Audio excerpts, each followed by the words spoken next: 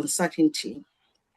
For many parents, especially those navigating life challenges, domestic violence, separation, and or moment of crisis, the fear of involvement of children and family services can feel overwhelming.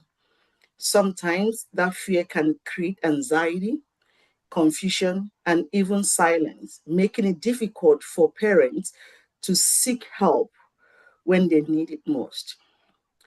Today's section is designed to bring clarity, support, and empowerment.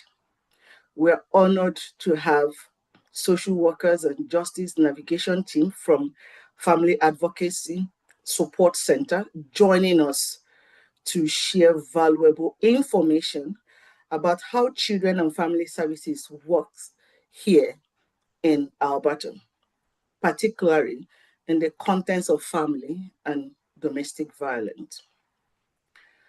This is not a space for judgment, it is a space for learning, understanding, and support. Our goal tonight is to help parents feel more informed, more prepared, and more confident in advocating for themselves and their children. Knowledge is said to be power. We are better equipped to protect our families and make more informed decisions. During tonight's sessions, we will be discussing who Children and Family Services CFS is and the role they play in supporting families. Why and how CFS may become involved with families. What to expect if a caseworker contacts you or visits your home. Practical strategies for communicating effectively with caseworkers. Important questions parents should ask and understanding your legal rights.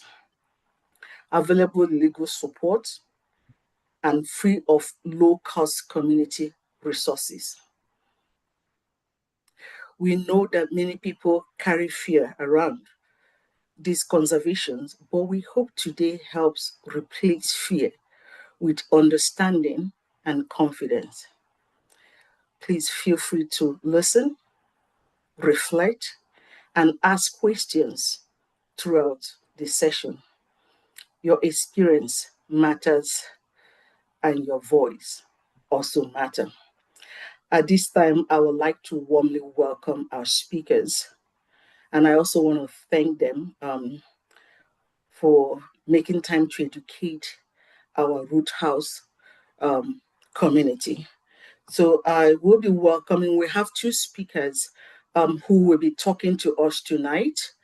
Our first one, in no particular order, I would like to introduce Rebecca Luke. Rebecca is a registered social worker and the founder and executive director of the Family Advocacy Support Center. Her work sits at the intersection of social work and the law, with a passion for supporting families to navigate complex systems with confidence, clarity, and care. She's deeply committed in working alongside parents with system involvement, helping to create pathways towards healthy, supported, and thriving families. Rebecca leads with purpose and is grounded in community and relational practice. Outside of her work, Rebecca is a proud mom of two who enjoys good food, quality time with family and friends, a good nap, and breaking a sweat at spin class. I will also want to, at this time, also want to introduce and welcome Jessica Bediako. Jessica Bediako is a registered social worker and the program coordinator at Family Advocacy Support Center. She is passionate about amplifying the strength of families, supporting parents to navigate complex systems with greater confidence, and creating safe, affirming spaces where family feel heard and understood. She previously spent nearly 10 years working as an assessor and case worker with children and family services, where she constantly used strength-based approach. Her work was especially focused on supporting ethnic and culturally diverse family, informed by her empathy for the unique challenges newcomers often face when navigating child welfare services. Outside of her work, Jessica is a proud mom of three boys, three under three, and enjoys getting immersed in a good work of fiction whenever time allows. So we want to really welcome you, Rebecca and Jessica, and the floor is, we're giving you the floor over to you, ladies. Thank you.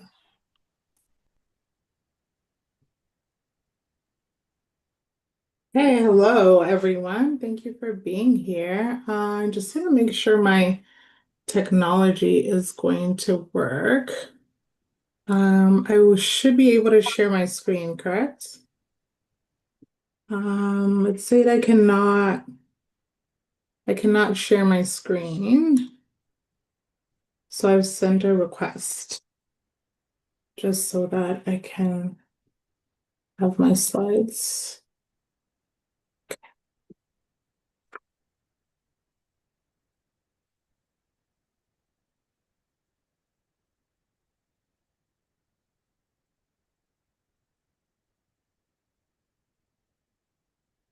I don't know why I'm having issues. It's been a long day. I'm sure you all as parents have come from work and school pickup and all those things. So that's still adjusting. And then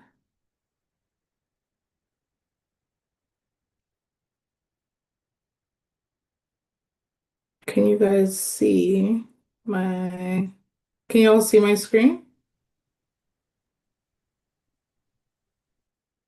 Yes. Yes. Okay, great. Perfect. All right. Thank you for the wonderful introduction. And yes, I'm grateful to be here with Jessica from Family Advocacy Support Center. And being here to talk to you all about, just understanding your rights and interacting with CFS. In terms of what we do with our work, we work with families that might have worries about CFS involvement or those that already have involvement to help them understand their rights, understand like what the next steps are. We are social workers, we're not lawyers, so we don't provide legal advice or legal representation. But given, that Jessica used to work for CFS, I also worked as an advocate for families. And we also have parents that have gone through the system that are part of our team. That's what drives the knowledge that we're able to provide. And really our goal is that we don't want families to have, that involvement. Should that occur, we want to make sure families are able to stay together and be supported. And really our hope, for the future is that all parents are able to ask for help and receive that without that fear of intrusive intervention or family separation. So for our conversation today, just need to provide that disclaimer that this presentation is for educational purposes only. So it does not, constitute any legal advice or opinion. Obviously we try to put this together to be as accurate and complete as possible, but there's always human error. But if you are currently, have an active file or anything like that, definitely, getting that legal advice for those specific issues. And then, as our host mentioned, our hope for today is that you can walk away just having a better understanding of what CFS or Children and Family Service, how it works, what it is, what to kind of expect when interacting with them, what are, your rights, some key questions to ask, and where you can get help. Should, they come knocking on your door, including us, but also if you needed legal advice or legal representation, what resources are in community for that. I can't see the chat, but obviously if there are questions, I think you can use the chat. We'll have question and answer at the end, but I'm also open to having questions as they come up. Okay, so jumping right into it, what is Children and Family Services? So Children and Family Services, or CFS, is a government agency that focuses on child safety. So their main role is to ensure that children are safe with their caregivers and guardians, the people that they live with. So they step in when there are concerns about child safety or well-being. That's when they would get involved with families. So they can't just, um, appear out of nowhere. There has to be a report or concern about your children's safety. They are guided by specific laws and policies that help inform how they interact with families, what supports they can offer, and everything from their case plans and working with you directly as well as with community. So, like I mentioned before in the previous slide, CFS just doesn't just randomly get involved. So in order for CFS to get involved, a report has to be made. So everyone is what is called a mandated reporter, but there are certain people that have a duty to report. If they if they see that a child might be neglected or safety is a concern. So reports, when you think about those professionals, reports can be made, at the school by like the teacher, counselor, principal, at a daycare, the hospital, like a nurse, or just a community clinic. Police are also who can make a report. And actually, police are the highest source that does report to CFS. And that occurs when if they come to a home because there is a domestic violence dispute, or maybe if there's a party going on and there's a noise complaint. So if there are children in the home, police do have to report to CFS. Other professionals, at a community agency can report, and then neighbors or, yeah, just community members. So the thing too with reports is that they shouldn't be malicious. So it's not that someone, if I'm like, hey, Jessica, I don't like Jessica, I'm just going to report to CFS, although that happens, but reports really should be taken seriously and occur, if it is something that is observed, that is objective and fact driven, that, okay, this child is at risk, there's safety concerns, we believe that these children are being harmed.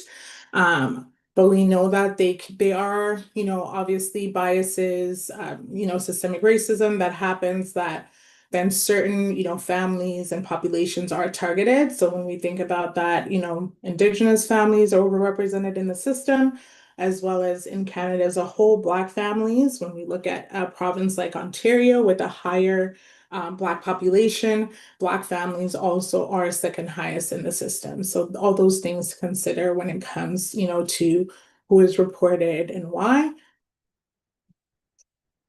Slide. So, in terms of when a report is made, understanding what are things that can be reported. So, when I mentioned that, there's a law that guides this in this legislation or the law, it defines specifically what, is considered abuse, neglect. So what might be considered neglect is, if children again are consistently missing school. So it's not like, okay, 1 or 2 days, like my kids, if they're sick or sometimes um, getting them to school. But if children are consistently missing school or they're coming to school, they're appearing very tired, maybe things like they don't have proper clothing, or, food is an issue. So maybe they continuously don't have enough lunch or they're saying they're hungry. If kids are coming to school, with poor hygiene, so maybe they haven't taken baths in a few days, or if it's at a daycare, maybe kids are having excessive diaper rash and things like that, as well as if there's like noticeable change in behavior at school. So maybe this is a child that used to raise their hands. They were, just super positive and cheerful. And now, again, maybe they're moody or now they're just really like angry and coming to school in that way. So that is something that maybe the school might notice, and might be concerned that they might want to report. Um, another another reason that might be reported is what is considered emotional injury. So that could be things around there's ongoing, high conflict situations in the home. There's, fighting between adults, physical, domestic violence. Maybe, the parents or caregivers, it could be anyone that's living in the home that maybe, due to stress, there's maybe chronic, there's mental health or substance use, that is happening and children are being exposed to that. And then again, it's impacting their well-being. And then lastly, which is pretty straightforward, is around, if there is physical or sexual abuse. So physical abuse, again, could be like physical punishment, discipline, hitting with objects or hand. And then it could also, things could be reported around sexual abuse. So that's where if there's, the children in the home, inappropriate touching, or it could also be children being exposed to adult content. So this is what, the law kind of defines what would be considered neglect, abuse, or child safety concerns. And that again, they cannot just be, they have to be based on fact. They have to be based on things that the person that is reporting has observed. And this is something that then, once that investigation happens, CFS will be looking to see um, what what is what is happening. And often, sometimes when it comes to things like, children missing school, basic needs, um, and things around domestic violence, those things are not always happening because the parent is just not giving, you know, the child food, or, they're just choosing not to provide a safe environment. So all those things should be considered because at times as a parent, right, like you're doing the best you can. And due to, economic situation, finances, or lack of support or mental health, it may be hard to do some of those things, and that's where that support should be coming in place, versus serious intervention. Okay. Okay. So after a report is made, what could happen now that I've kind of explained, the different scenarios we can report, and what are reasons for reporting. So once a report goes in, depending on the situation, they might receive an intake and maybe assess, okay, no further action, we don't need to do anything, we don't need to investigate. The next step up is like, okay, we feel that they might be concerned. So maybe it is that the child is missing school and maybe coming to school with poor hygiene. They might want to investigate, and CFS then would need to meet with you as the parent. Um, Again, if the concern seems like it is more serious, they may actually have to open a file. Your child is in the home, but then they'll recommend certain community supports and resources in community and say, hey, we have worries We know you're doing your best, but maybe you need to do one, two, three things. Now, in really serious cases, what might happen is that, they would need to get a court order and where a lawyer will be needed. The child gets to stay in the home, but then the CFS will say, okay, you have to take a parenting class, you have to go to counseling. There will be mandatory services that you have to do and additional rules in order for them to feel that, the child's safety concerns are being addressed, and that, everyone is stepping in, you and your network to keep the children safe. Now, in very serious situations, so this could be around, if there is, severe neglect, severe abuse, then CFS will have to remove the child from the home. And again, that is a court order where lawyers needed, and children will need to be placed with family or with friends or in a foster home. And again, for that, it is for a certain period of time, usually 6 months. And again, they will be mandatory services that then, you as the parent will have to take, things you have to do, visitation will be set up. And once those things are completed, then, a child is returned to the home.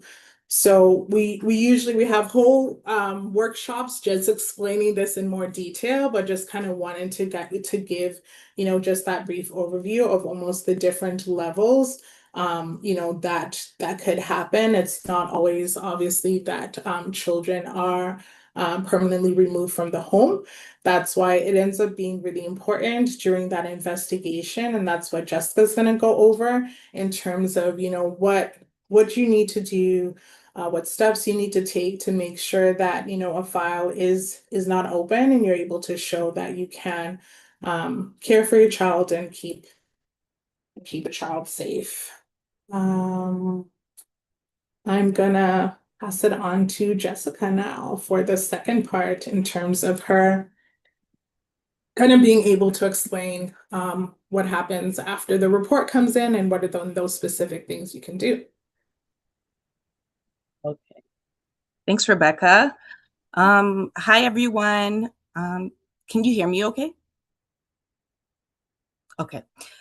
So yes, here we have a scenario that we're going to use to help you understand what you could do after a report has been made and also to avoid apprehension, sorry. So there's a child that has been coming to school. This child is always tired and missing school, so that their attendance is not the best. And then their hygiene appears inconsistent. So that can mean a lot of things like their clothes aren't clean or their clothes are not smelling too good. Or the child doesn't always have enough food for lunch. And then also what happened, the teacher overheard this child probably talking to one of their friends. And the child said, my dad hits my mom. And also my parents yell at us. And sometimes they hit us if we are being bad. So this is an example of what might cause CFS to become involved with the family or for anyone in the community just to make a report, just from hearing what the child was saying and also based on the appearance of the child. Go to the next slide. Okay, so what happens next? So when a report is made to CFS, a number of things can occur. So, but depending on what those concerns are, it will determine what a caseworker will do next. So what could happen is the caseworker could be directed to call the parents first, just to talk to them, to get a little bit of background information.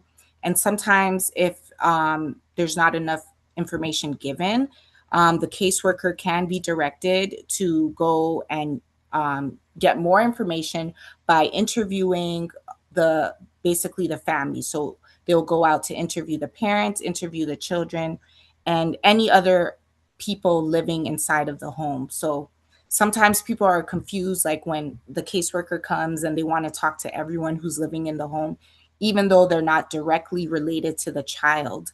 But because they are living in the home and then they see the kids, here and there. They see the parents. A caseworker has to talk to all those people. So again, the caseworker can come to your home to interview you and the kids, or the caseworker can interview the kids at school or wherever the children are at the time when they are directed to go out to do an interview. And also, caseworkers can talk to other people that have direct contact with the kids or even indirect. And that could be like the school, so like the teachers and the principal at the school the child goes to, or other professionals like a family doctor. And then they could also talk to like family and friends that are close to the family. So if a caseworker does come to your home and you're not expecting them, we always like to encourage parents to either ask the caseworker to come back another time, or find a way to just reschedule the appointment to a time that you're ready and that you have somebody there with you to kind of listen to what the caseworker is saying, and also to help you understand what is going on. You could ask the worker if you can meet them at their office another time, or if you could ask them to come to your home another time, because sometimes the caseworker will just pop up at people's homes and say, hi, we received a concern and we want to interview you more. However, just keep in mind that some caseworkers are directed to meet a family immediately. So they may say, no, I have to interview you right now. So they may not leave right away. So keep that in mind. But sometimes there is a chance where the worker does have the time to come back another time, so you could just arrange with them for a time that works for you, and again, so that you could bring somebody with you. And just also another thing to keep in mind, workers are allowed to interview your children without your permission. However, they do have to tell you that they're about to interview your kids, or if they already did it, they have to let you know, hey, I already interviewed your children and now I need to come interview you. So it really just depends on what the concerns are, how a worker will go about interviewing children. And usually during the interviews, what workers do is they complete what's called a global interview. So they're asking the child different things about their daily life, their daily routine, how they get to school, their interactions with their parents. So a lot of different things. However, workers are not allowed to ask what's called a leading question. So they're not allowed to say, hey, does your mom hit you? Or does your daddy hit your mom? They're not supposed to ask those type of questions. They're supposed to ask it like, what happens when your mom and dad are not happy with each other, or what happens when your parents argue, or they'll ask what happens when you get in trouble at home, what does mommy do or what does daddy do. But again, every worker is different, so some workers are doing whatever they want, so they may ask a question like that, but again, they shouldn't be. And yeah, I think, yeah, we covered all of that. So next slide. Okay, so what are the caseworkers assessing? So caseworkers are always trying to determine if parents or caregivers are able to keep their children safe. Because again, they received a report and their job is to make sure that children are always safe. So they're always trying to figure out, is this child safe? Is this child safe? And they do that through what the family is saying, what the children are saying, like through interviews, what the extended family is saying, or like we mentioned earlier, the professional supports like the doctor, the teachers. And then they also look at the living condition of the home. So what does the family home look like where the children stay and where the parents stay all together? So like what the slide says, is the home environment safe? Is it child friendly? So is there appropriate things in place like for babies, like are the plugs covered? Is it child proof? And then again, even the people living in the home, are they appropriate? They're not like quote unquote bad people or people with significant criminal history. So they always look at these things, and then of course they look at like the basic needs for the family. So is there enough food in the home? Like, so some caseworkers will come, they'll look inside your fridge, they'll look in your cupboards, again, and they go through every room in the house. Depending on what the concerns are, they may go through your drawers in your home. They'll look in your closet. Some of these workers can get very intense about going through the home, and they're directed to do that. They're supposed to look at if there's any dangers in the home. But again, it just depends on what the concerns are and what type of worker you get in that moment. They're also looking in the bedroom to see like if there's appropriate bed sheets on the bed. Is there a blanket? If it's wintertime, if there's a baby in the home, is there a crib? Is there a bassinet? Um, and then they also look at the interactions between a parent and a child. So the worker may observe this very briefly when they come to the house to interview the parents. Maybe they'll look at how the parent talks to the child while the worker is there, see what the parent says, like, hey, I'm talking to this lady right now. Can you please go upstairs? They kind of look at all these things, and they won't tell you that, but they're observing everything. And then they also, again, what did the child say during the interview? What did the child say they feel safe with their mom? So, like for instance, when they asked what happens when you get in trouble at home, and let's say the child says, "Mommy hits me," the worker may ask something like, do you feel safe with your mom? And some kids will say yes, and some kids may say no, they don't feel safe after being hit. So these are all things that they look at when they're assessing the family and the situation. Um, they also ask about when they're talking to the parents, they ask about how the parents address conflict between them. So when they're arguing, how do they address that?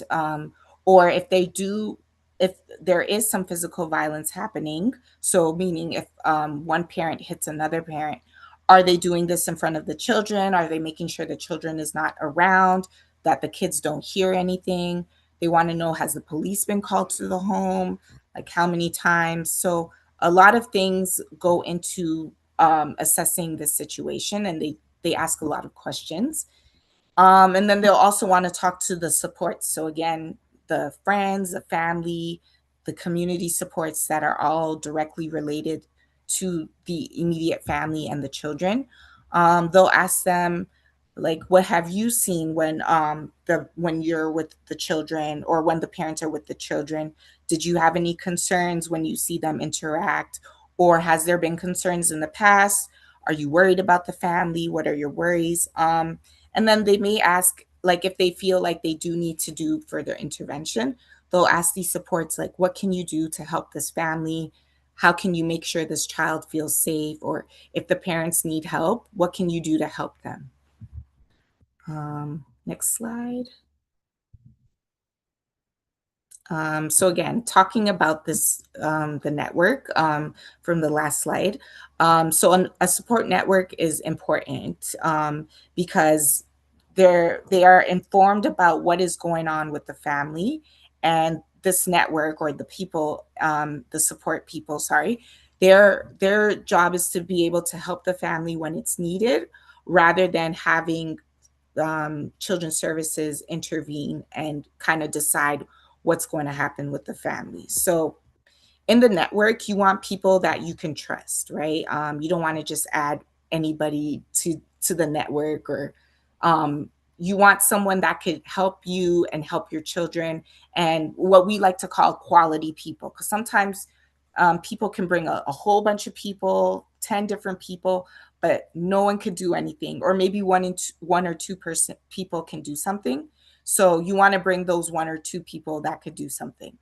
So again, these people, or the network, you want them to be able to help you care for your children. You want them to be able to speak to your character as a parent and let them like speak good things, right? And you want someone that could step in when you are struggling as a parent. So if you need a break, you need some time to yourself. Someone could say, oh, I could take the child for a couple of hours, or they could sleep over my place for a night so that the mom and dad can have a break, or the mom can have a break, anything like that. And then you also want people that could come to your meeting. So I know everyone is busy, they have a lot of things going on in their lives, but Children's Services wants to see that these people are serious about being in your network and, of course, being a part of your safety plan, which we'll get into. So to know that they are serious, they're going to want to see them at your meetings that you go to. So please have people that could come to a meeting with you so that they could be there and show Children's Services that they're able to support you. And then, of course, lastly, you want them to be a part of your safety plan. So again, CFS wants this network mostly so that they could be a part of the safety plan. So like I said, they could address all the things mentioned above. And usually the things that I just mentioned that's here on the slide, these are things that Children's Services sees as factors that may affect parents and may cause reason for Children's Services to become involved. So for instance, if parents are feeling stressed, it may cause more fights, and then the more fights will lead to the physical fights, and then the police being called and the children being exposed. So this is why Children's Services wants other people around so that they don't have to become involved, they don't have to do anything, and that the family just figures out everything on their own, and they kind of figure out like their own rules to doing that. So usually at a safety plan, at a network meeting, what will happen is CFS will ask you to bring those people in, and hopefully they will discuss the safety plan and basically how the network can also support the parents, and how the parents are also going to make sure that there's going to be more safety for the kids. And yeah, just discuss like what that safety plan will look like. So having a strong network can help reassure CFS that they can close the file and that the children are safe so that they don't need to be involved anymore. So again, to do that, you'll need to create that safety plan. So sometimes workers expect you to make your own plan, or other times the worker will ask you just to bring the people, and then you guys all create it together. So again, with the safety plan again is important for CFS. It just shows how parents, families can keep a child or children safe when concerns arise or come up. So for instance, there was a fight between the parents in the earlier scenario we discussed, and the child saw that. So for a good safety plan to so you for CFS to close the file, they will need a good safety plan in place um, to close that file. So that safety plan could say something like, if mom and dad start fighting, they will call Auntie Crystal to come in, and she will take the children to her house, and the parents could have their disagreement to make sure that the kids are not exposed. So again, it starts with so in the safety plan, it starts with identifying what the main concern is. So what is Children's Services worried about? Then it outlines specific steps parents or caregivers will take to address those concerns and keep children safe day to day. So it also includes who will be supervising the children and when, and to make sure that the environment is always safe. So support people are important part of the plan. They are trusted adults the family or children can reach out to if help is needed. There should also be a plan for what to do during conflict or emergencies, and including who to call or where the children can go. So the plan covers how basic needs like food, clothing will be met, and everyone involved has clear roles, responsibilities, expectations, and everybody just knows what they're doing. So again, in the plan, you want to be very specific about like what's not going to happen anymore. So for instance, no more physical discipline, no more fighting in front of the kids, and the children will always have good food to eat.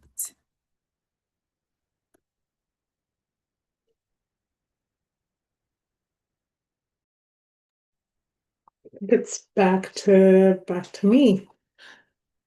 Thank you for that, Jessica. I'm looking at the time. I'm like, we are going through these slides pretty quickly. I know we had about like an hour for us to go through that, but um great. No, thank you for setting the stage, and Jessica, and just, us being able to focus on a specific scenario and walk you through what to expect in terms of the actual investigation and what the caseworker might be looking for. Now, one of the things we, really passionate about at FAST is making sure parents know their rights, know what to ask. This is a very scary and overwhelming process for parents, and there's a lot going on. So these are just a few, questions that it's like important to ask. Again, if the caseworker just calls you or shows up at your door, asking like, what is your name? Like, can I get a card? Like, what office is this out of? Can I get your manager information? Because sometimes when parents are coming to us for an appointment, we're like, okay, who is the person? What office are they out of? They don't know any of that information. Being able to just ask clarifying, like, what is the worry that you have about my child's safety? Like, what is that specific thing? Because they should be telling you, this is about your child has been coming to school with poor hygiene, without proper clothing, or maybe the report is around domestic violence. So they have to be specific to explain to you what the concern is. Being able to ask them, what is the best way to get in touch with you if I have more questions, right? So having their card, their phone number, their email, is great so that everything can be in writing. Asking them, okay, these are the concerns you have. Like, I don't know where to go to get, maybe counseling is what they need from you or parenting class. So they should be able to recommend where you can go to get those resources. And then, one of the most important things is like, what do I need to do for you to close this file? So again, going back to that safety plan is where they should be specific with you saying, okay, we want to make sure that, in the future, if there are arguments in the home, we are not going to hit each other, or this is what we're going to do instead. So they will be things that they're going to expect from you, but they should be clear about telling you exactly what you need to do to be able to close the file, or for it to things not to go much further. And then your rights, again, it is a government agency. And we often say there's a really huge power imbalance. Because even myself, like as a parent, I knew nothing about this when I became a parent. And it's only from, working alongside parents who were experiencing an apprehension where I was like, oh, there's this law, that exists that like the government could step in, right, if a report is made. And so even though, there is that huge power imbalance as parents, you still have rights. I know Jessica mentioned that, there are going to be those caseworkers that are following, policies, again, that are coming from, very like that cultural awareness without, biases and all that, but you never know who you're going to get. So again, as a parent, you have a right to be able to like ask questions and get clear answers. They're going to be saying a lot of things, words you might not know, and it's okay to be like, hey, I don't understand that. Can you repeat that again? Ask specific things, and they should be explaining things clearly to you. As well as a parent, you have a right to be heard and involved in decision making. So if, decisions are going to be made about, okay, hey, we need to open a file. These are kind of the next steps that we're thinking. Be involved in that. Or if they feel that, okay, your child maybe cannot stay with you at this time, they can just take the child and put them in a foster home, right? So being able to say, hey, you know what? While I'm getting things sorted out, I have my aunt, I have my sister, and I would like my child to be placed with them. You also have a right to make informed decisions. So again, often, a caseworker will come, they might be explaining a lot of different things to you, or you may be given a document. Definitely, don't sign anything, without fully understanding. So you do have a right to say, hey, I just need time to think this over. Can I, have some time. I want to make sure somebody comes with me. I'd love to meet with you, but I just need time to be able to fully understand this. So they should, be giving you that opportunity along every step of the way to be able to make an informed decision before agreeing to someone, because, this is all a legal process. So once you've agreed to something or signed to something, then, you're held accountable for that, and it is on your record and stays permanent. You also have a right to bring a support or to speak to an advocate or a lawyer. You should not be going into this alone. So again, I think when Jessica mentioned, if they were to come to your house and they're like, hey, I need you to come to my office or anything like that, it's okay to say, hey, I need you to just call a friend.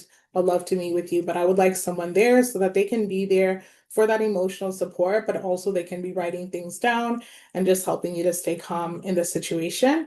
You do also have a right to speak to an advocate. So we, would be someone that could be an advocate, or you also have the right to be able to speak to a lawyer and be able to get that advice on saying, hey, there's an investigation, this is what's going on.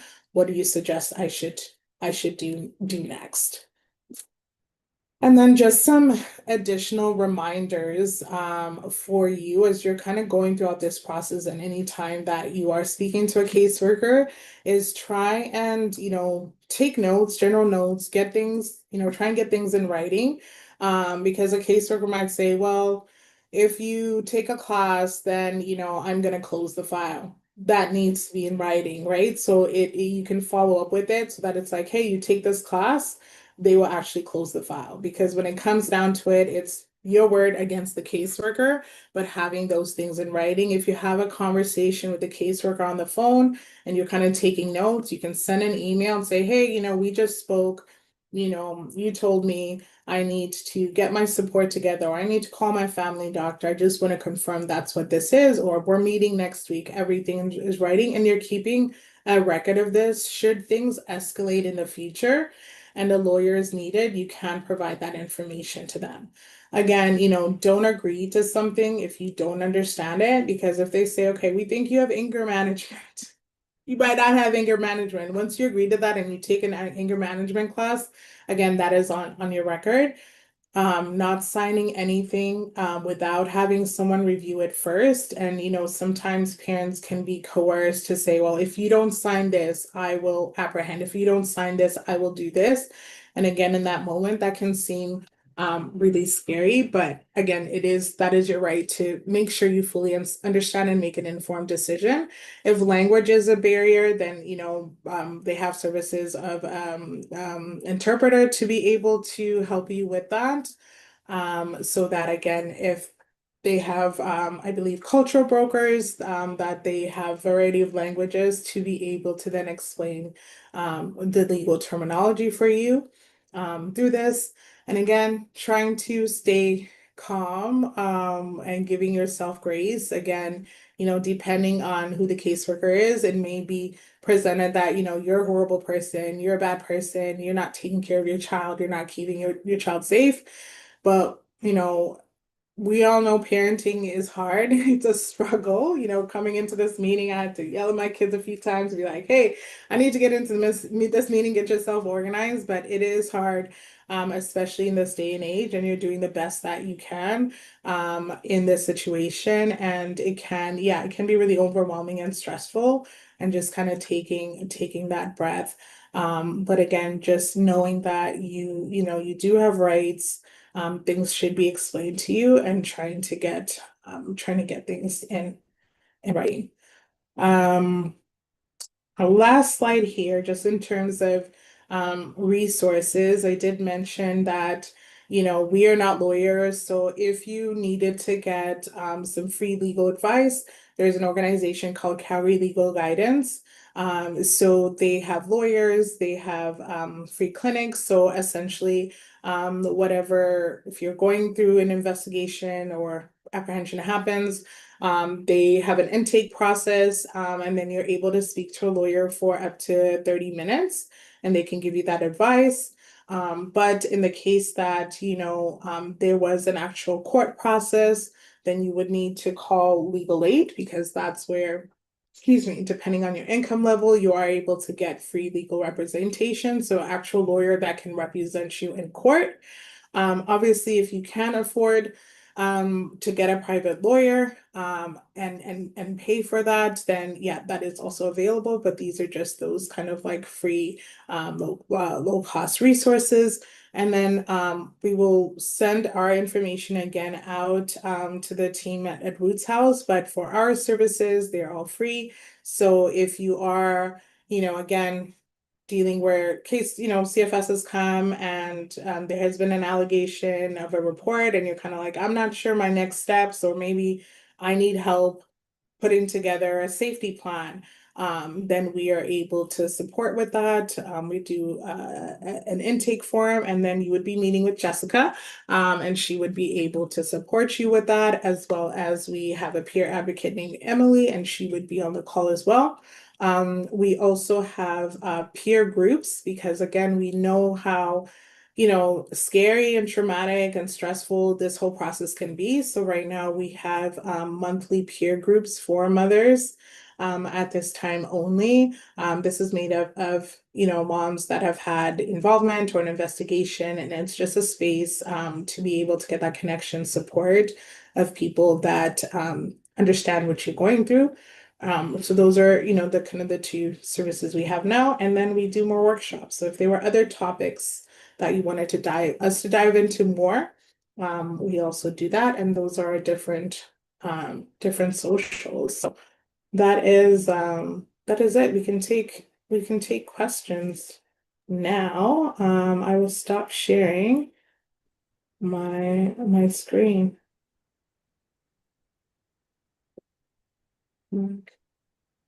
No, I'm struggling with Zoom. Oh, there, stop share. Okay. All right. Thank you so much. Thank you so much, Rebecca. Thank you so much, Jessica. Thank you for this wonderful, insightful teaching. I just would like to let everyone know that we will move into our interactive question and answer period.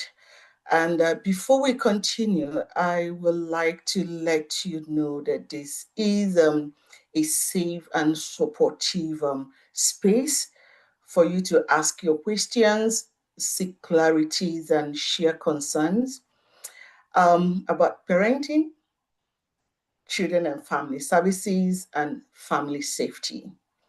I would also like to inform us that we could actually raise our hands if we want to ask questions, or also drop in the chat box if you feel that is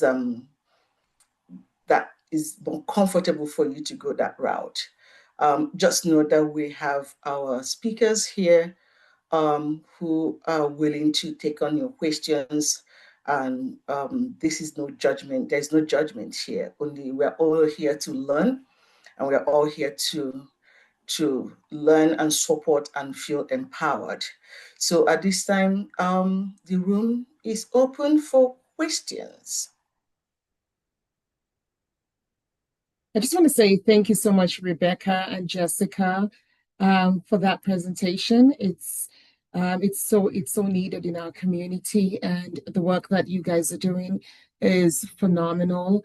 And we at Ruth's House are very grateful for your work, for all that you're doing.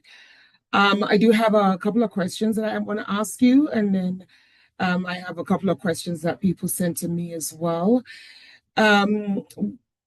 Rebecca, I want to just ask, what is one of the number one reasons that children's services are called to the immigrant homes, and how prevalent is it in our community?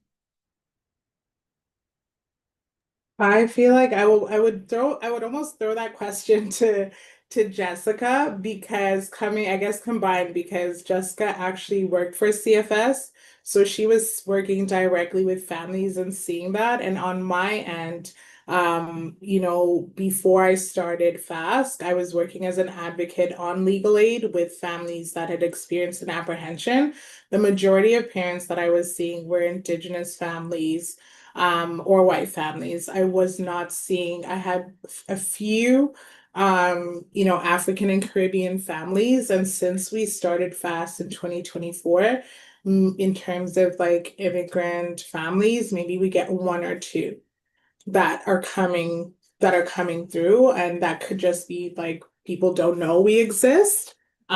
In terms of maybe the number one of the main reasons is around would be around domestic violence, or physical discipline in the cases that I've supported. But I will pass that on to Jessica, because she worked there for 9 years and worked with variety of parents, so she'll better answer that. Yeah, that's a really good question, but unfortunately, with children's services, they don't really keep like statistics or numbers, or like they keep up like the racial backgrounds of families when it comes to those types of numbers. But based on my experience, it also depends like what part of the city you're in, because there's different offices in different parts of the city. So depending where they are, I had the opportunity to work like in like the Boness area and the Mhm. Northeast McKnight area. So when I was in the Boness area, there was mostly a lot of white families, and then there were some immigrant families that will come up. So like Asian families, African families, that all came up. And then in the Northeast, again, a different it was mostly immigrant families that I was seeing. And then less white people, right? So it really depends what part of the city you are in. But of course, Indigenous families are overrepresented when it comes to children's services involvement, unfortunately. But however, there are still many different families being investigated. And then the top reasons, again, depending on the area. So when I was in the Bonus area, a lot of substance use was like the number one issue that was coming up. But in the Northeast area, it was mostly like family violence. So, like, again, domestic violence or physical discipline. And then maybe neglect concerns after that. I hope that answered your question. That did answer my question, and the reason why I'm asking, probably because we only work with the Black community or people of African descent. So all of our interactions with CFS is predominantly to African children and Black children, and so I wanted to see if you had any insight into why that was such that was a big number. But I would say that based on what you just said, domestic violence is quite common in all children's services interventions, as well as physical discipline, how individuals, families discipline their children. So my other question would be, how long does it take on average for a file that is opened to be closed from when it is opened? Okay, so depending on where it was opened from, so like let's say they got a call from a person that says, "Hey, I'm an assessor and I want to come interview. I have to come interview you and your children." That file should take about. It shouldn't take more than 2 months, if that, yeah, like approximately 2 months. But if for whatever reason the worker decides, hey, we want to open it and I have to transfer it to another worker, that I cannot say because it depends on what type of file is opened after that. So whether that is going to court or if it's just a file where it's just the caseworker and the family signing an agreement, it could take from anywhere minimum about 3 months, 3 months to a year or 2 years. So it really just depends on the concerns, how willing or willing the parent is working with the caseworker. And I say willing because um, to the caseworker, it's the parents have to work with them. They have to be cooperative. They have to do what they say, right? And sometimes that may look like different things for different families. Like I know with cultural families where and I, of course I'm from African background myself.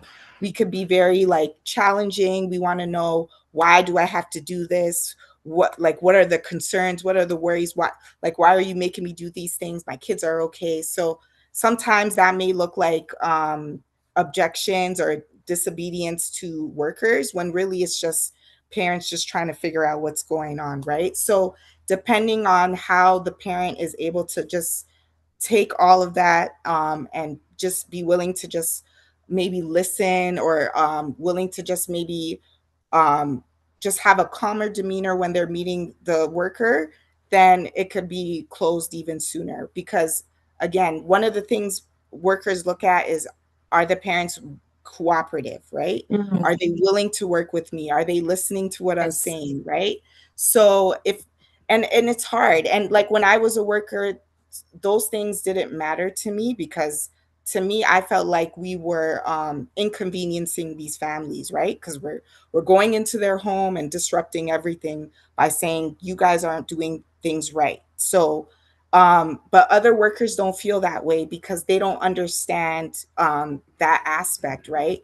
I find like when I, again, with my experience, a lot of the immigrant families, they cared the most about their children, right? So they did not like to see me or any other worker come into their home to tell them that they were doing something wrong, right? And it's understandable. So just again, depending on if the parent is willing to work with the worker, it could be a very short process, or it could be very long.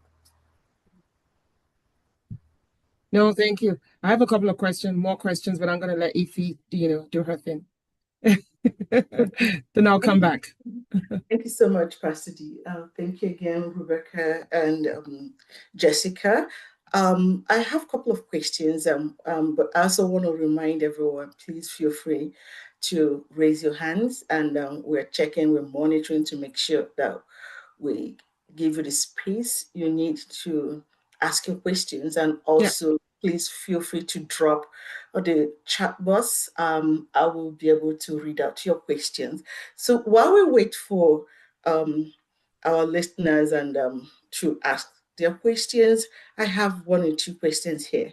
And one of it says, many parents, as a parent, I can relate to this. Many parents feel immediate fear when they hear from CFS. Mhm.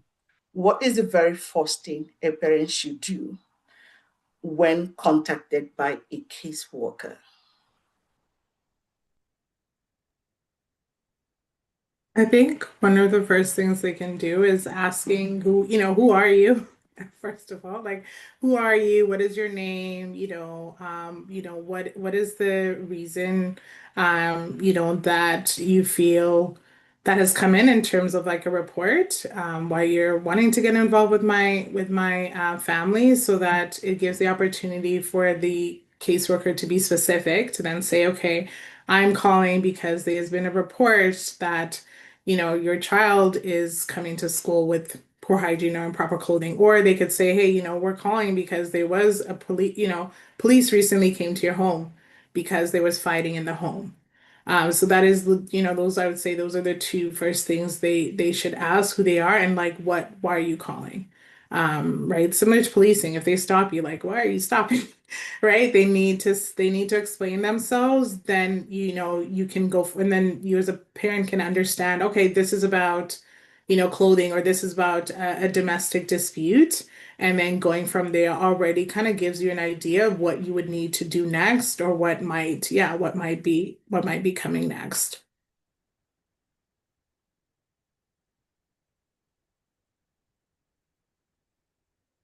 Oh, you were muted. I can't hear. Thank you so much. So I have a question here. So why are my kids being interviewed without notifying me? first for permission because they are underage? Well, when I mentioned at the beginning, I know Justin, you probably add to this, but when I mentioned at the beginning that there's a law called the Child, Youth, and Family Enhancement Act that informs how CFS interacts or operates. So that law gives the caseworkers the authority to do certain things, right? And one of those things is that if there is an allegation of abuse or child safety, they can, as part of their investigation, they can talk to anyone. They can talk to your child without, without your permission, because the way the law is framing it is that unfortunately, you as the parent are the one that has caused harm to the child. That is the assumption that you have done something to harm the child or to not provide for the child. So in order for them to complete this investigation without maybe impacting what the child might say in any way, they're able to carry that out as part of their assessment. That they have the authority to do that, to make sure then the information that they get from their child, again, when Jessica was kind of asking those questions about when they shouldn't say, does your parent hit you? you know, how do they react when this happens? That's part of that, and how then they have to ask certain questions to be able to know, is this report true? Are these children actually being hit? Or is this actually happening? But Jessica, if I missed anything, you can add to that. No, that's pretty much everything. And even from like a caseworker perspective, it's also to avoid, like you said, like a bias, or to avoid like the parents impacting what the children may say. So sometimes if parents know ahead of time that their kids are going to be interviewed, they may tell their children, hey, make sure you say this, make sure you say that, don't say that. So, but some caseworkers will know, um, they'll say something like, what did your parents say to tell me? Right. And then the kids will be like, well, my mommy said, don't say. So it's very important for caseworkers to kind of interview these kids without getting any impact or feedback from parents. And some kids are very scared of their parents, and a lot of kids are really smart too. They know how to protect their families, they know how to protect their parents, so they may not even say anything at all because they're being interviewed. So a lot of the reason why too, just besides the law aspect of it, is just to avoid the kids not saying like the whole truth. And I will add maybe one other thing in terms of, not notifying parents, that the law also says that, if a concern comes in that is serious enough, they can actually skip all those steps and just remove the child from the home and just apprehend the child from the home. And that's usually, again, in those, really serious cases, if there's severe, neglect, sexual, physical abuse, then again, it allows them to say, we know this is 100% happening. These children need to be removed right away. We don't need to ask any questions. Like, we have enough to know that the report is actually true. And so that is, worst case scenario, that, that does not, happen to anyone on this call, but just so that, that gives them, they have that much authority. I have a question. I have a question. So one of my parents is asking me that since their daughter started school, within the first 3 months, Children's Services has been called to to their homes by the school, and the school are not talking to them. They're just automatically calling Children's Services. Is there something the schools can do to work with the parents first? uh and I get this a lot as well. I get a lot of parents calling me and saying, Pastor D, my daughter's teacher reported us to Children's Services without even just investigating to find out if what my daughter is saying is true. So are they allowed to do that? Is there a way that parents can work with the schools to really avoid this stressful thing? Because we do see that the schools are using that a lot, especially with immigrant families. I'm seeing that a lot with immigrant families, newcomer families are being reported often. Like I get calls almost every day with children's services, related issues. And it's over things like, oh, let me just read one of them. The child didn't have lunch for 2, 3 days. Children's services gets called. Rather than the teacher, why the teacher could have just asked me, did I make lunch for my daughter or for my child? Instead, they notified children's services. Is there something that can be done between the schools to improve this relationship between schools and parents? Very passionate. I'm very passionate about this. We actually just did a training at the teachers convention because, we're trying to educate reporters, so mandated reporters like teachers besides police. Teachers are the highest referral source that is reporting Yes. to CFS. And what I mentioned, racial biases, like that's exactly what is at play that, if, things like a missed lunch, Mm, or yeah, maybe the parent can't afford a new winter coat, so the child is coming inappropriate. That is not neglect, right? There's other things that are going on, and as a school, the school should be taking steps to talk to the parent to ask what is going on before making that report. Because when you're making that report, you're saying, yeah, these children are at serious risk. This parent is withholding food, essentially, right?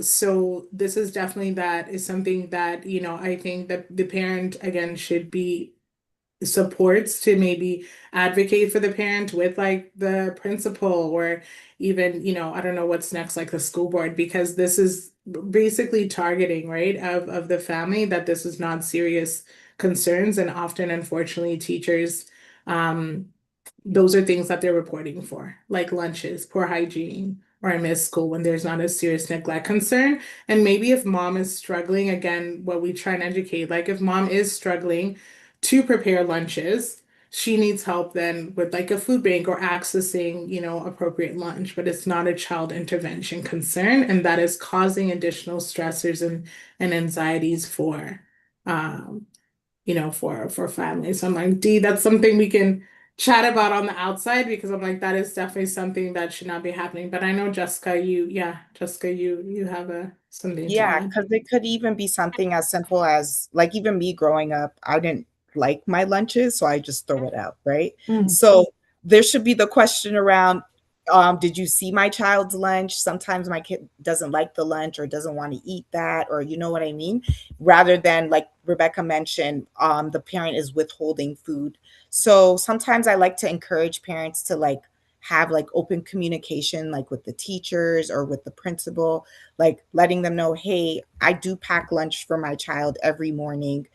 They do bring, you could check their bag, but sometimes they may say they don't want to eat a certain food, or they're very picky, like things like that. Like even sometimes when kids come to school with like bruises, some teachers may assume, oh, they're being hit at home. So I like to tell parents, maybe let the child know, the teacher know, like in an email, quick email, hey, my son fell at the park. That's why they have that bruise, just to let you know, right? And I know it's like tedious. It's like, why do I have to do this? But sometimes it's just better just to avoid certain situations by just informing and having that communication with the teachers ahead of time, or the principals. Sometimes the principals are really good at getting on the teachers about like wasting their time, and the family's time, by making calls to children's services, because sometimes it's just a simple conversation between a teacher and the parent. And again, teachers are going to say they don't have enough time, they're too busy, but they just have to have these conversations. And sometimes the parents kind of have to push for that. And another reason why sometimes teachers call children's services is when like kids are like behavioral in the classroom, like they're having behavior issues. Sometimes teachers think if they call children's services, the kids are going to get more support. So unfortunately, that's not what yeah. happens. So I've had to had a lot of conversations with teachers and principals about that. I used to tell them all the time, what do you think we're going to do when you call us? Because we're trying to make sure these kids are safe. But if you're calling us about things like they're not listening in school, that's your job, right? That's not our job to make sure kids behave, right? So I love that Rebecca has mentioned that we're having these conversations with teachers. And again, I've had these conversations with principals and teachers in the past. But for parents, they just need to have more open communication with their teachers and principals. And I think I will add one thing is that unfortunately, once that report is made about the school lunch, if anything else is happening within the home, if there are other extra challenges that could open up with that could lead to CFS basically opening up a Pandora's box, right? Because they could be mental health, there could be stuff happening within the home, but the children are still being relatively cared for. But then now that an investigation has started, depending on the caseworker, now they're investigating everything. It's not just the school lunches. Now they're asking all these extra questions. So I think that's the piece then emphasizing is like, this is serious because they're not just going to maybe look at just that one thing. It Yeah. could lead, if you're having other issues happening within the home, that maybe falls into those pieces. Um, then yeah, that is something. And that, I mean, that's one thing we do that we can help with, again, to be like, hey, this report has come in, how would I respond, how would I maybe put forth a plan to show that, hey, yeah, explaining these things to a caseworker. But if this is something that is happening a lot that you're seeing, indeed, then that's something that we can follow up with to kind of see what type of advocacy we can support the parents, even knowing how to approach the teacher. Like what kind of conversations can parents say with the principal? Because it's not easy for everyone to know how to speak up, right? Mm. But I'm like the racial biases and kind of those systemic anti-Black racism that is at play here. Mm. I saw a question in the comment where somebody said, Yeah, are those yeah. interviews So being recorded? Jessica, I okay, don't know. yes, yeah. Just so I wanted to bring that to your notice. So when we're talking about the interviewing, and a question came in that said, are those interviews being recorded? Like when I was working there, no, we didn't record them. Don't We took notes, so we'd write what the children would say. But no actual electronic devices, no video recordings, even in like the children's services office. If there's an interview there, it wasn't being recorded when I was there. I know, I think like the police station, they record them.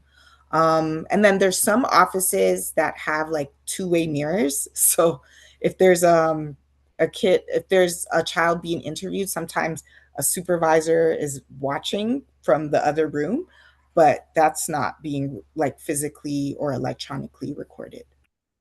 Mm. Thank you so much, Jessica. I know you mentioned about um, parents prepping their kids before before talking to caseworker. So I have a question here.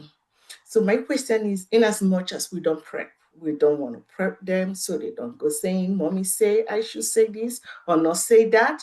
So how can when kids are involved in interviews and assessment, how can parents best support them emotionally during that process? Yeah, that's a really good question. Because I think it gets tricky because again, you don't want your kids to say too much of what's going on, but at the same time, you want to teach your kids to tell the truth, right? Mm. So the best you could do is just let them know, like, hey, um, there may be somebody that wants to talk to you about our family. You want to make sure you only say the good things about us, because a lot of when I was interviewing kids, a lot of the things I used to like to highlight the most were the good things, because usually the good can outweigh the bad, right? Because sometimes things do happen, and children's services, they do understand people still you like physically discipline their kids, or parents do fight, right? But what they want to know is, are there still many good things happening in the home at the same time? So maybe just teaching your kids that if somebody wants to come talk to you about mommy or daddy, just make sure you talk about all the good things that are happening in the home, all the times that you're happy, like just highlighting again only the good things. But again, kids will still talk about what they see because that's what kids do. So as parents, we just have to do our best to try not to expose them to some of the sides that they don't need to see, right? And again, it's hard, it's tricky because they're kids, they're sneaky. We think they don't know, but they do know what's going on. So if there is like arguments happening in the home, you want to tell your kids, hey, me and daddy want to have a conversation. Sorry, we want to have a conversation. So maybe go into the other room. Or like if you discipline your kids, maybe don't say, I'm going to hit you if you don't listen. Say something like, I'm going to discipline you if you don't listen. Or I'm going to put you in a timeout. So that way, if a caseworker asks what happens when your mom gets mad at you, they're going to say, she disciplines me rather than she hits me, right? So it's a matter of just trying to use different words or different conversations with our kids. Yeah, I think language matters when you're Oh, talking yeah. with. You can't use the word, I'm going to beat you, I'm going to kill you, because Yeah. those are literal words that CFS takes, serious. And these are words that we use loosely in our homes and in our community. I Even think saying that's, threats, even saying I'll send you back home, right? Because in the law legally it actually says like threats, right? Like yes. making threats to your child. And it's like, oh, my parents say, my dad once when I was younger, he was like, "You're gonna have to wear the same clothes for a week." Like I would shave your head. Like you just say all these things, and if I say that to the caseworker, right, that's emotional injury. Those are really great points, Jessica. I think I also want to maybe add for older kids because I did have some files in the past where it was teenagers, and the involvement with CFS came about when dating. I had a 14-year-old who was dating like just a white boy, and she was sending nudes to him, and the parents found out, and the dad beat her obviously and was like, I'm sending you back home. And there were two younger kids in the home that were three. So she told her boyfriend, and he was like, they can't do that, call CFS. And what ended up happening, and apprehend they placed, crazy enough, they let the girl stay with the boyfriend, but the younger kids were apprehended. And I think maybe with older kids, sometimes explaining to them to they understand like, hey, if CFS were to get involved, like it could result in you being removed from the home. Like you could be we could be separated as a family because I think sometimes if they're hearing things from their friends, it can be used as, well, my parents can't do this, I can just call CFS. And not really understanding the consequences that, yeah, they will come, they might interview, things might happen, and it could lead to our family being separated. So, try and emphasize the good things or come talk to me, right? And I think there's that parent-child relationship, but with older kids, I think that helps. Even with my 9-year-old, she always hearing CFS, CFS, so I start to explain things to her, right? That I think then they know. I think especially for teenagers, because the challenges that might come up with teens versus young children are going to be different with that. I think, just to piggyback on what you said, I had a case where a child would leave home dressed in one way and change on when they get to school, and the parent discovered this, and addressed it with the child, and the child turned around and says, "There's nothing you can do about it. I know my rights." You know, and the parents were flabbergasted. They were like, how do I deal with this child that is, intentionally rebellious and intentionally defiant of them, without getting into trouble with CFS? Is there something you can add to that? I mean, how do you discipline a preteen or a teen I was like, I mean, you know what? Funny enough, I was like, my 9-year-old, it's winter time, and like she literally just did it last week, and I pick her up from after school, and she's wearing her skirt, and I'm like, what are you doing? And like her dad, when I was like, you do not, what you leave with, is what you come home with, and kind of just talking explicitly, and I was like, this is a safe space. So there's a slap that happens here and there depending on the situation. But I think in the back of my head, I am hyper aware and like with my 9-year-old knowing, like, yeah, there is such a thing as CFS, but mommy loves you. Like, I'm not just hitting you just to hit you. But I think it is so challenging, I think, as immigrants raising our kids here in Canada because of our culture, how we kind of grew up, but knowing that there is a system, and I think all we can do is try and have that fine balance. But I think as our kids are older, is informing them so that they know that, yeah, you have rights. You might want to just call CFS, but this is what it could mean. Our family could be separated. Do you still want to live with mommy and daddy? Like, we love you. And she's like, yeah, I don't want to go and live with someone else. So at least that's I don't have preteens, but that's the conversation I'm having with my 9-year-old about that. But I think it's challenging regardless, and maybe it is a continuous conversation that is had, and it's not a one time thing. Um, Also to add to that, I'm glad these kids know their rights, but again, if they want children's services to become involved and to dictate what happens in their lives, then again, parents can also have that open conversation, like if you want, children's services could potentially remove you, put you in a foster home. Foster homes are not the best places Mm-mm. for these kids. And a lot of things happen. As much as the government really tries hard to find appropriate homes, sometimes the foster parents are good, but the other kids in there might cause harm to these kids, right? Or you could be placed in a group home, which is very scary. You never know what type of kids are there. You could be stuck in limbo. And there are other times where children's services will not do anything at all. I don't know how many times I had when I was a worker, I got calls from parents like, do something. And I'm like, I can't do anything. I'm sorry. Like your kids did something bad. You disciplined them. You did the right thing. There's nothing I could do, right? So sometimes there's even the flip side where parents wants children's services to become involved, and there's nothing they Yeah. could do about it because they're older kids. They know how to keep themselves safe. They could essentially just leave. So it does get a very, very tricky for parents raising teenagers because there is no answer on like what they could do. It's just about like, just trying to have these conversations. But again, if they do want, I wouldn't recommend any child going into a foster home or a group home setting because it is a scary place. It's not the best setting. It's not the best Yeah. situation. So just reminding them that this is a government like system. It could almost essentially feel like jail. Like I only think it's necessary when there is absolutely nobody there to be there for these kids. But other than that, no child should come into care at all.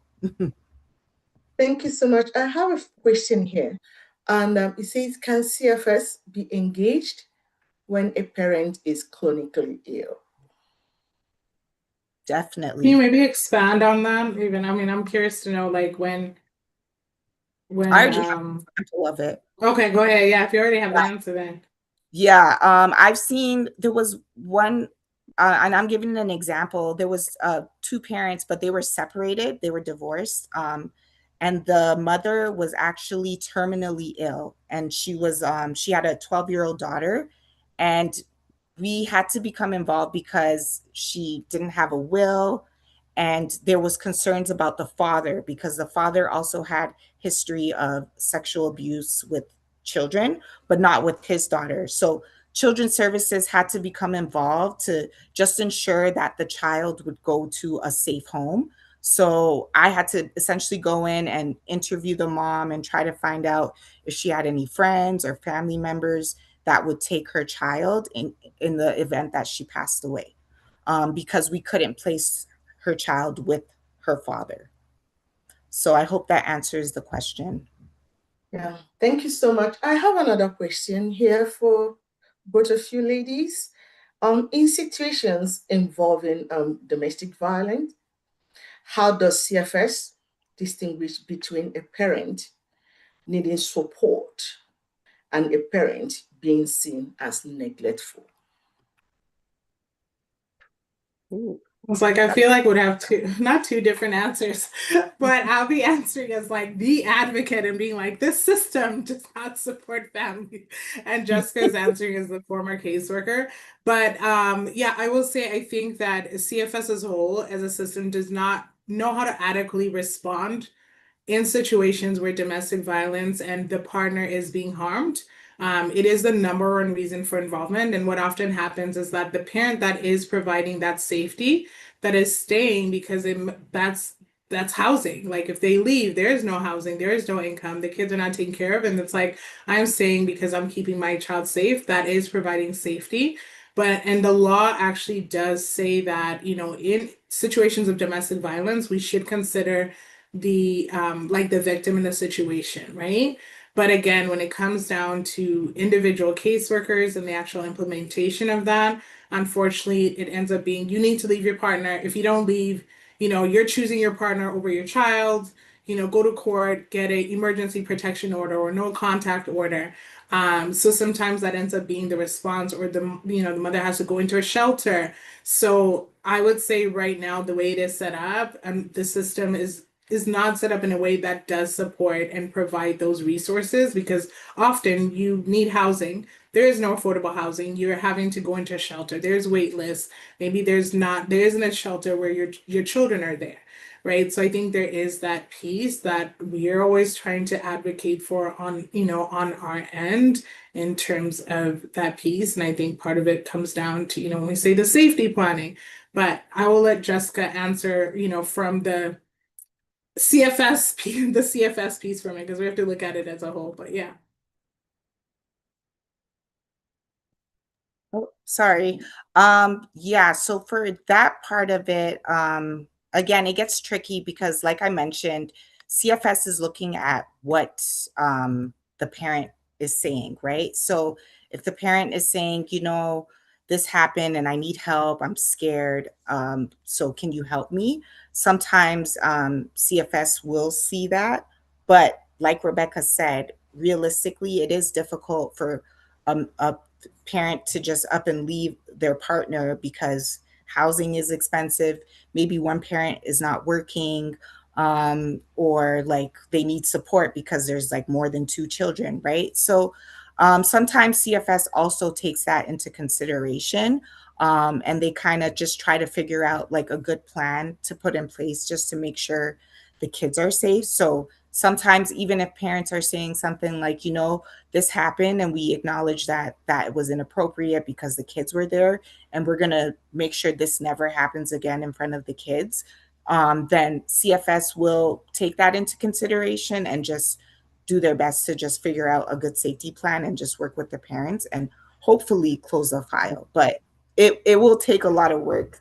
They may ask one parent to do programming like anger management or parenting, or they may ask one of the parents to leave the home just for a small break for a cool down period. So, but it is difficult to say. They're not really caring about what the parents are saying. They just care about if the children are safe or not, if that makes sense. I think I'm sure you guys do a lot of great, like your resources, Dee. I think like what you have in place, because when we do trainings for Discovery House, we've done for Heart Home, that they're all, it's shelter services to say what can you as your team can do to kind of advocate for the families should they be CFS involvement. Because if the parent is just advocating on their own, right? They feel very powerless. They're going through it. And I think that's where us as professionals, what can we do then to be able to kind of step in and try and, maybe support the family to get resources, or, to safety plan or get family or network involved. I think that goes a long way, where parents don't have to do it alone, and they have someone there with them. No, definitely. With the work that we do with children's services, you mentioned earlier about the support system. It's critical that we surround families with support systems. When we go to CFS meetings with families, we take a whole village with us. You know, we take the pastors, we take the doctors, we take community leaders, we take everybody, just so that CFS knows that this family has a village around them, that what they're going through right now, it could be situational, and they're willing to work through it, and they have all of this support. We have to advocate for families. I've seen too many kids end up in the system just because they didn't have anybody advocating for them. And I think it's important to also, remind everybody, Rebecca and Jessica, what you said earlier on. When CFS comes to your home and they ask you to sign any documents, do not be in a hurry to sign it, no matter what it says. No matter, they cannot pressure you into signing anything. You need to make sure you get a second opinion. You need to sleep on those documents first of all, and don't just say because they will threaten you indirectly. They will use language that will make you feel so fearful, but you do have rights as parents to have the documents reviewed, to have everything documented, get them to send you an email, just like the ladies said that, okay, this is what the claims are, these are what you're advising us to do. Everything has to be documented because you do not want to deal with CFS based on any verbal communications, correct? Mm-hmm. Yeah. It Yeah, is. and that's what you call us. I think we had a file where there was a domestic dispute just with her older daughter, and there was a young child, and she reached out to her help desk. She spoke to Jessica. Jessica did a safety plan with her, and then CFS because the police were called, and then CFS came like 2 months later, and she gave the plan to the caseworker, and the caseworker was like, "This is great." They didn't open the file, and that's what we're here Yeah. for those situations where you're like, they told me that, like, help me understand this. Like, we want to be available. We want to support the community. We don't want children being separated. And once that record is there, like that, that stays. It doesn't disappear, and it can impact your children as well too, and employment, volunteering, all those pieces. So yeah. Thank you so much. I have K Precious. Um, K Precious, do you still want to ask a question? Please go ahead. Yeah, thank you for having me in. And it's been wonderful to join the meeting. Yeah, thanks everyone. So my question goes to earlier, there's this discussion about the benefit of also foster parents or something. So what about for someone who actually volunteer or register to be a foster parent to some maybe abusive kids, or the children that are really in need of additional strong parenting. So, what's the advice that you can give for someone like that? How to manage the foster kids, and then probably if the person also have his or her own kids, right? So, how do you think that works in the system? Is that okay? I Sorry, don't know if you have a go ahead, Rebecca. response, Jessica, because when in my experience of working, we often are just working with the parents, and not as much interaction with the foster parents. But I don't know if you have any insight, Jessica, that you might be able to provide. Okay, so sorry, just to clarify the question, you want to know how to manage the foster children as well as your the biological children? Yes, like what's the advice on how to, for someone who's just going in that line, right? So, how do you think someone could actually manage the new kid also coming in to join? Yeah, and without being Oh, crushed. Yeah. Do you have so any like you experience? have interest of being a foster parent, but you have your own kid. Yeah, Okay, okay, yeah, okay. yeah. Yeah, that's a good question. You know, it's a little tricky because you never know what kind of child foster child you're going to get. Mm, So it's a matter of knowing how your kids are, and then also making sure you have like enough supervision in the home, because these mm, kids that are coming into care, some of them have experienced a lot of trauma. So they do need a lot of extra support. They need a lot of extra love, care. So sometimes it may take a lot of work. So mm, depending on how your own kids are, you could, I've seen other families do it, but I see for most foster parents, they're usually with kids that are significantly older, or they don't have kids in the home. But if they do have kids in the home, the kids are a little bit older, if that makes sense, so that they're able to kind of say, oh, this happened, or so and so's doing this, so that there's like extra eyes. Because again, with kids coming into care, you never know what type of child you're going to get. Sometimes I think they've said to foster parents, we'll let you choose the kind of kid you could get, but yeah, I that's think so. never, Sometimes, yeah.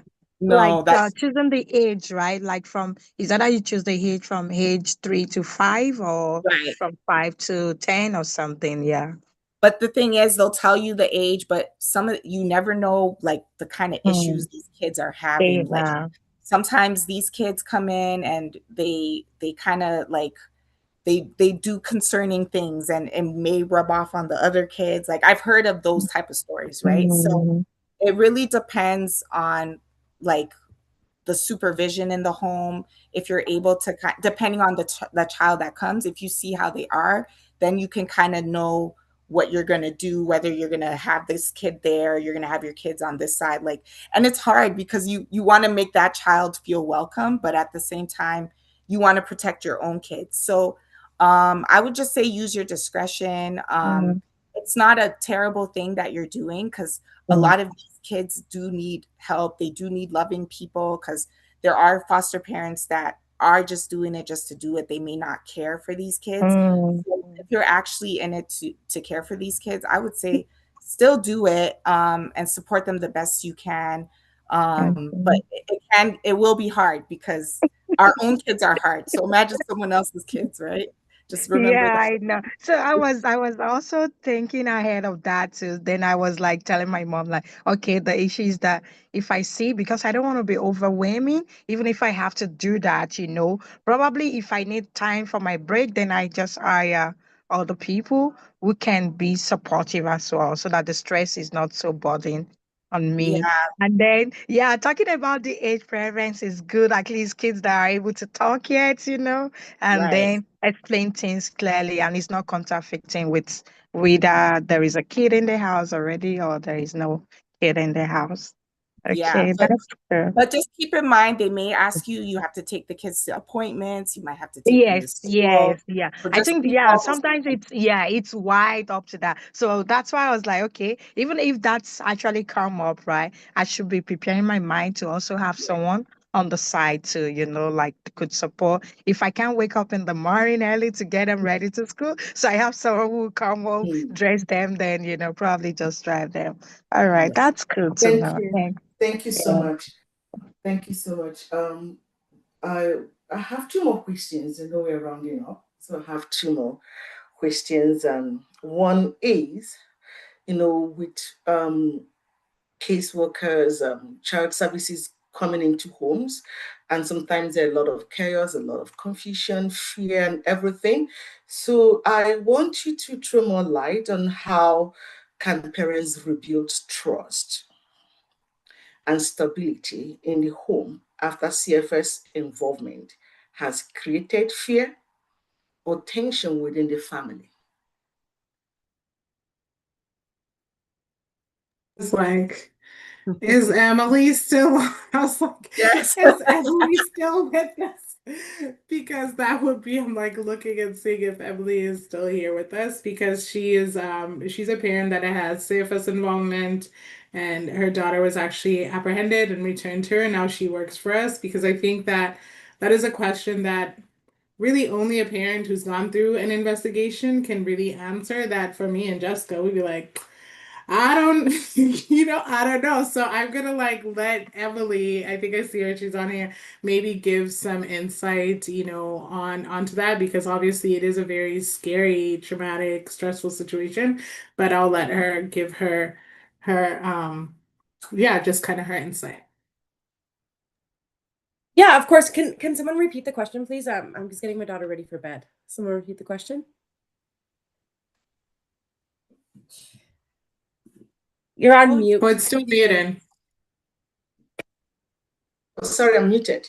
Sorry about that. So after CFS involvement in the family, how can parents rebuild trust and stability?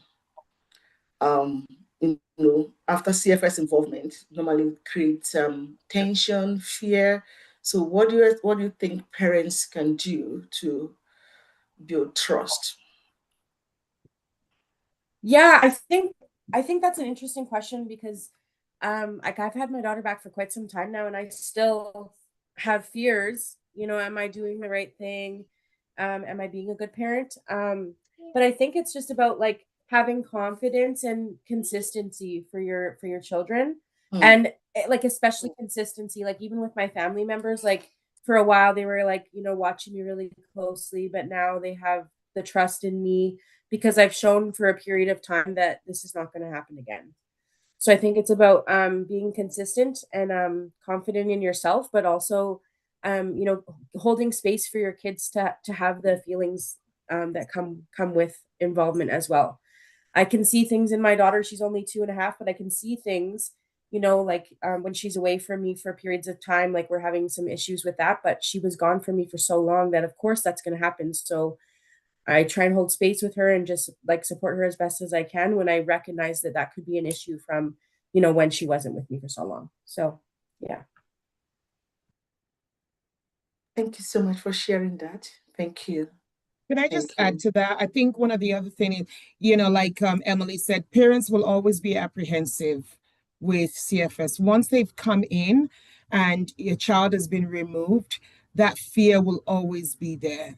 And as much as you try to not live in fear, but you will always be looking over your shoulders, wondering that, am I going to do something wrong? Am I, every day because it is very traumatic for CFS to come into your lives. It's not just, oh, I got a call from CFS and they came and that's it. It can be very traumatizing for people, and because it's like a stranger just comes into your home and turns your home upside down. And then after a few months, a week, or after their investigation wraps up, they just leave. And then you're like, what? Sorry, what? You start questioning your own parenting skills. You start questioning how should you discipline your child? Should I say something? Should I not say something? And then you have parents going to the extreme of not even doing anything, no discipline, because they don't want to go through that again. And then sometimes, if the kids are smart, they'll use that against the parents. So it can be very traumatizing for families, and it can leave families, especially families that I've worked with, really, it's like a crack. It's like when an egg is cracked. No matter how much you glue it back together, that crack will always be there. And so trust is something that, if at all, it can take a very long time to heal, even after the file is closed. And that if And that's if and it ever I gets healed. Yeah, and no, thanks for those insights. I mean, I was like, that's why we always need to have a parent with lived experience. But you mentioned HEAL, Ruth, and I was gonna say, our program pillars, we have LEAP. So that is our legal education, advocacy, and prevention. So that is like our workshops, our training, kind of like building legal literacy and rights awareness. But we also have our programming called HEAL. So that's like healing, empowerment, advocacy, and leadership, because that grief and loss, the trauma piece is always forgotten because it's like, oh, you've harmed your child. That's always the assumption. There's so much stigma and silence, and we don't recognize that impact that it has on the parent. Even if the child doesn't get removed and it's just a report, like the parent you mentioned, like getting that report from the school, your kid is with the school for 8 hours a day. You're trusting the teachers, the school to create that. And so that's why we have our peer groups. They're called our circle of support peer groups. Emily leads our daytime one. We do it out of cups, and then we have a virtual one. But definitely we can chat about, if that's something that, we can support with. I know I've been talking to Dio that I met when I did the other workshop with you guys, that she's so amazing that, I know in our community there is, it's like you don't want people in our business. You don't want people to know things are going wrong, but I know they are families, there are moms that have had involvement. That it's like if we need to create a space where you can just talk about that and support each other. Again, we're happy to support that. And if there are any dads on the call, we are looking at starting a dad group in the future, because dads, there are men that are really showing up, that are also experiencing violence. I love that you have your programming for men, but I think as a community, this is something that we can support each other and help us not to feel alone, but also prevent, and knowing like if reports come in, like how can we stand together? How can we safety plan? What can we do to keep our families thriving and support it? So yeah, thank you for putting this on. Thank you. Thank you so much. My very last question, and I'm also going to drag Pastor D to answer this question. So, the three ladies, Rebecca, Jessica, and Pastor D. So, it's been a long evening, 2 hours listening and sharing and learning together. So, what message would you like every parent leaving this webinar to remember most?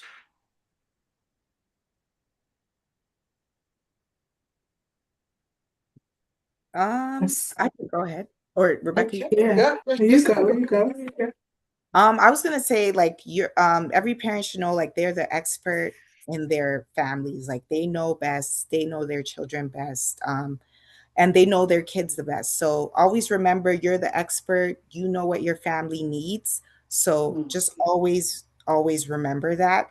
Even when children's services comes and says certain things, just just if you know you're keeping your children safe, and your children say they're safe, they're happy, they're healthy, you tell children's services what they want to hear so they can leave, and you go back to your family, okay?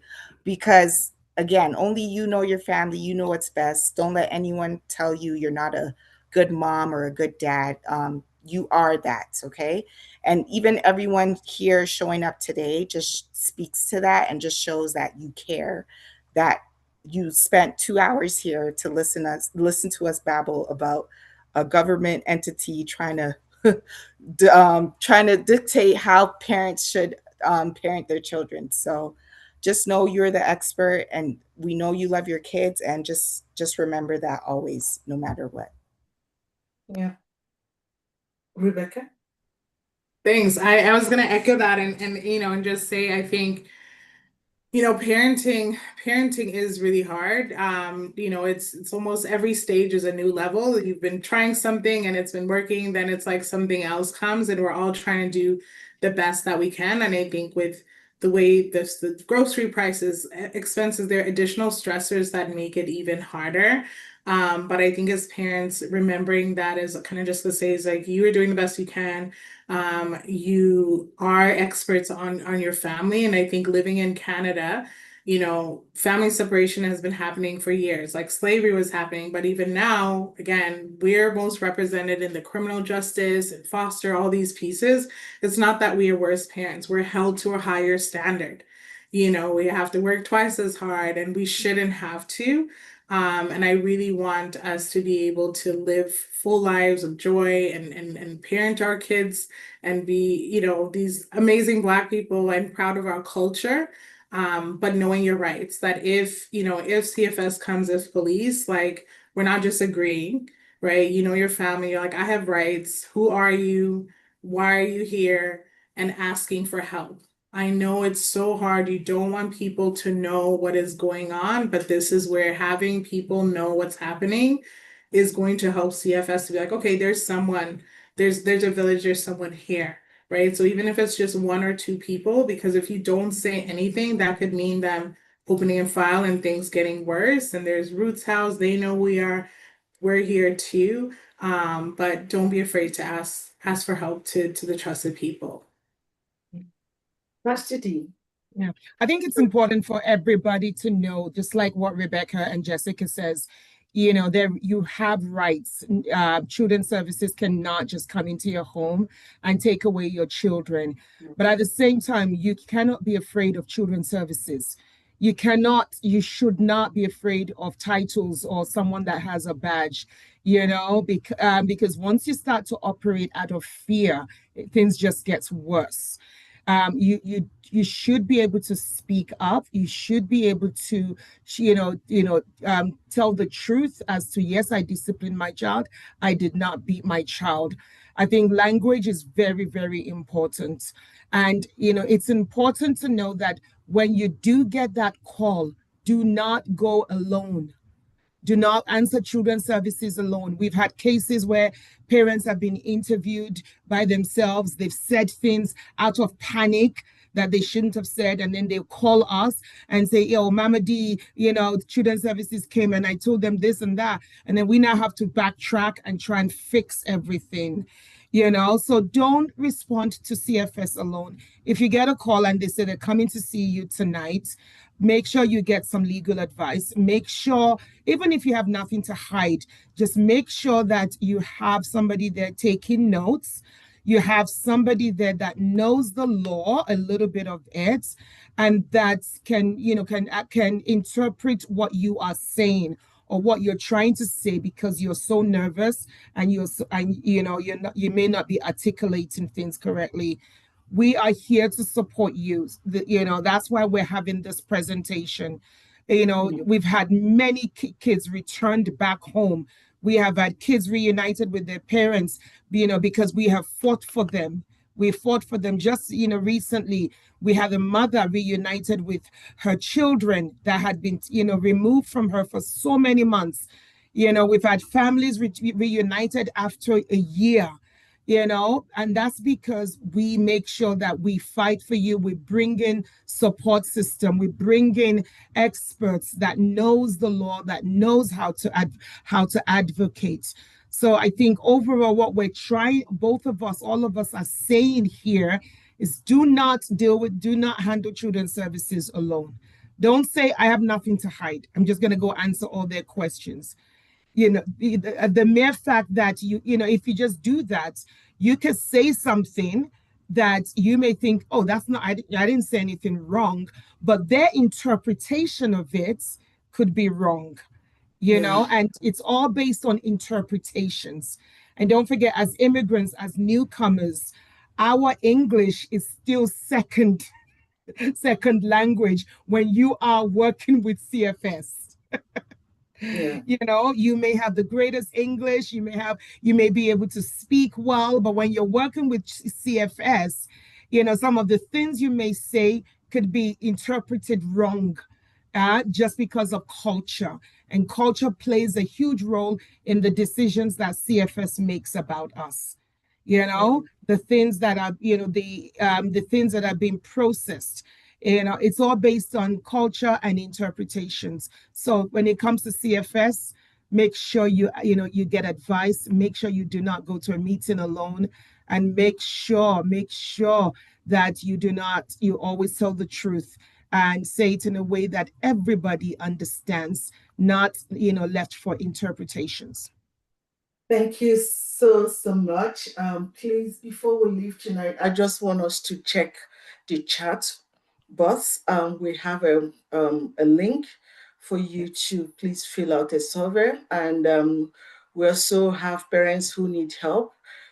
Please call Ruth House. So before we close tonight, I want to say a very big thank you to our wonderful speakers from Rebecca and Jessica from Family Advocacy Support Center for sharing their knowledge, experience, and practical guidance with us tonight. And to everyone who also joined us today, I want to say thank you for showing up for yourself, for your children, and for your families.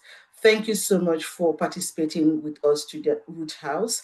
And again, Root House, we're committed to creating safe space for women, children, and families to find healing and support, empowerment, and hope. And we have a lot of activities done at Root House. We have counseling session. We have wonderful mental health clinic running. We also have youth and children focused support services. We have our wonderful men sessions that we call the Mandela, and we also provide shelter to people that are in need of shelter. Our goal is to work alongside families, not just during crisis, but also building healthier relationships, stronger homes, and brighter futures together in our community. So we are always here 24/7 to help, to support. Please feel free to call us at Root House. And once again, thank you so much, Rebecca, and thank you so much, Jessica, for being here. And for everybody, again, we really want to say thank you for showing up this night. God bless you and have a wonderful night rest. Good night, everybody. Thank you, Bye. ladies. Yeah. Thank you so much. It's awesome. Thank you. Thank More you. collaborations to come. Great work. More Thank you. wisdom. Yeah. Thank you, Mom. Great wisdom, Rebecca. Thank you, Jessica. Great wisdom. Thank you. Thank Thank you you. so much. Good night, everybody.